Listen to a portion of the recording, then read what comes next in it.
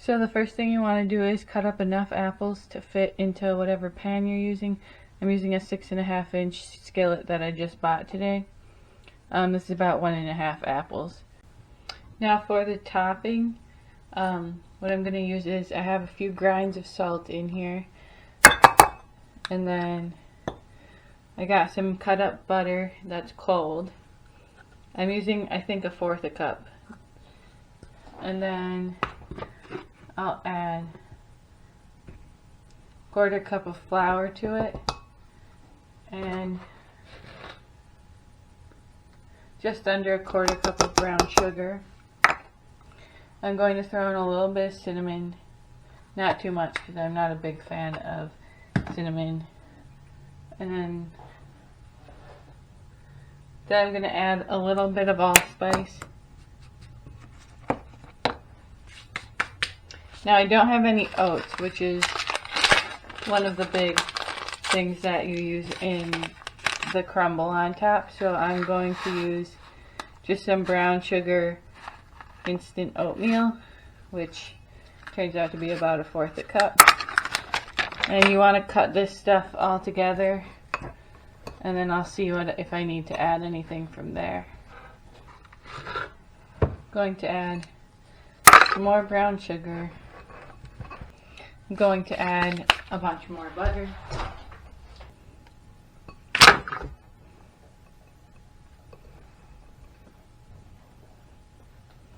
Now it's okay if it's a little dry, I think, because as we cook it, these little clumps of butter are going to melt and distribute into the drier ingredients. And because I have such a small pan, I don't think I'm going to need to use all this topping, so I'll just pull out the clumpy stuff and use that rather than the very dry bits of it. And that seems about right to me. So I'm actually going to just pop this into the fridge until we need it, so the butter does. Now as I'm doing this, I've preheated my oven to about 325. My oven cooks really hot, so it's more 350 on a normal oven. That's just my go-to temperature for recipes that I'm just making up. Alright, so we're heating up the skillet a little bit, and I have it on a medium to low heat.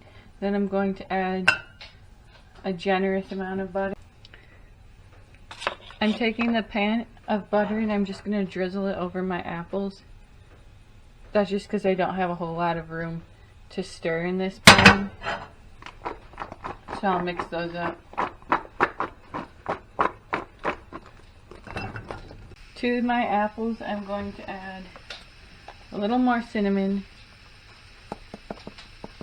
but just a bit, because like I said, I'm not a big fan of cinnamon.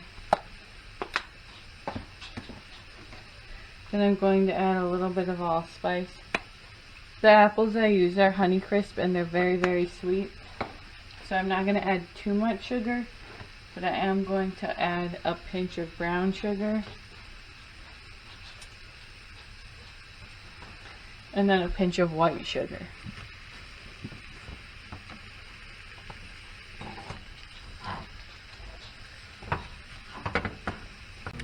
So now the apples have started to cook down and they're releasing a lot of juice.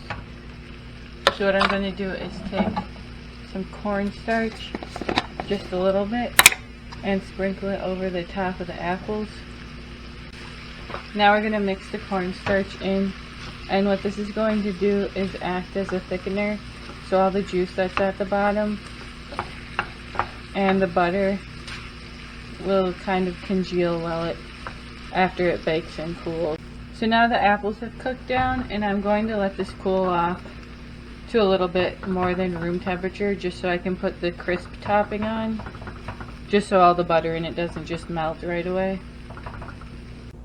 So my apples have cooled enough and it's starting to congeal. So I'm going to add the topping on.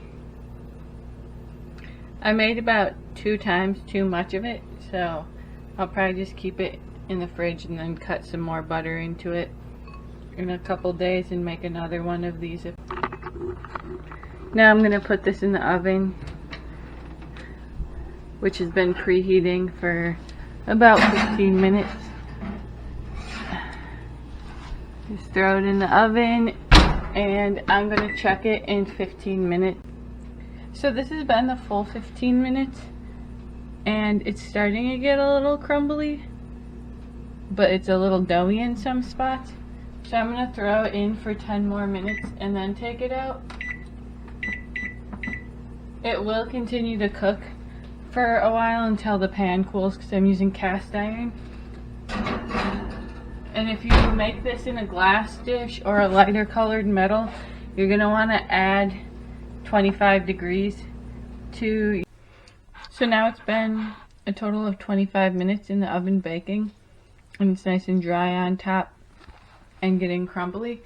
I'm just going to shut the oven all the way off and throw it back in there while the oven cools down.